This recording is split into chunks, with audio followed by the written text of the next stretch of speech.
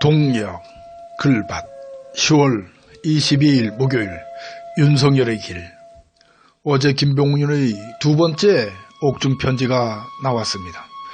옥중 편지라고 이름을 붙이는 것이 조금 어색하게 느껴지는 것이 사실입니다. 하지만 어제 그 두 번째의 편지가 세상 밖으로 나와 그 어색함을 조금 풀 수가 있었죠. 그러니까 옥중 편지로 부르는 것이 오히려 옳다는 생각이 들 정도입니다. 첫 번째에 이은 이 두 번째의 편지에 담긴 내용은 충격을 넘은 것입니다. 그야말로 세상에 이런 일에나 나올 법한 일들로 가득했기 때문입니다. 그런데 윤석열이 국회에 출석하여 국정감사를 받는 시점을 하루 앞두고 나온 것입니다. 마치 윤석열의 국회 출석을 겨냥하듯 한 모양새입니다.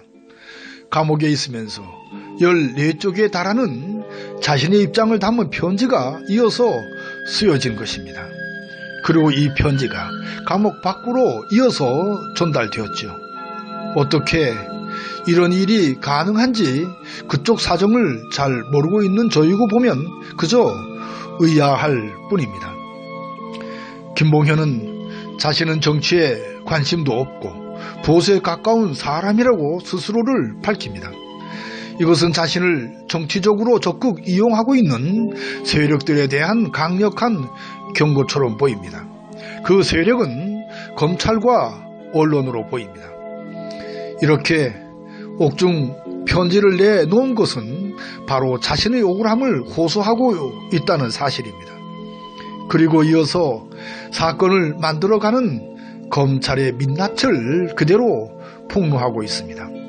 심지어 도주를 권유하는 검찰을 폭로하는 대목에서는 입이 다물어지지 않을 정도입니다.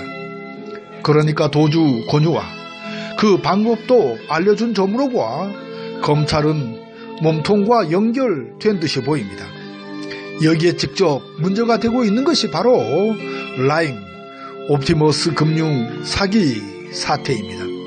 여기에 서울중앙지검장이었던 윤석열이 이 옵티머스를 무혐의 처분했던 점 때문입니다. 그 뒤에 벌어진 사기 피해를 미리 막을 수 있었던 기회를 놓친 점도 너무 아쉬운 대목입니다. 다시 처음으로 돌아갑니다. 김봉현의 두 번째 옥중 편지가 나온 점입니다. 윤석열이 국정감사로 국회에 출석을 앞두고 있는 점입니다. 지금 윤석열은 검찰총장입니다. 조국 죽이기로 1년 넘게 표창장 하나로 재판을 벌이고 있는 윤석열의 검찰입니다. 전 김건희와 장모인 최은순이 여러 범죄조 의혹을 곁에 두고 있는 윤석열입니다. 결국 자신도 여러 의혹에 휩싸인 것이 하나하나 드러나고 있는 윤석열입니다. 이제 윤석열이 가야 할 길은 어떤 길일까요? 총장 자리에서 물러나도 벌써 물러났어야 했던 길이 보입니다. 국회 출석을 앞둔 오늘에 보아도 더욱 그렇습니다. 다른 한편으로 어쩌면 스스로 목숨을 거둘지도 모른다는 엉뚱한 생각이 들기도 합니다. 하지만 물러설 때를 알고 그럴 용기도 없어 보이는 윤석열이라 안심이 들기는 합니다. 목숨은 귀한 것이니까요.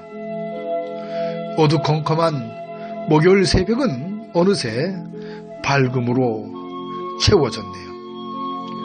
오늘도 고맙습니다. 정말 고마워요.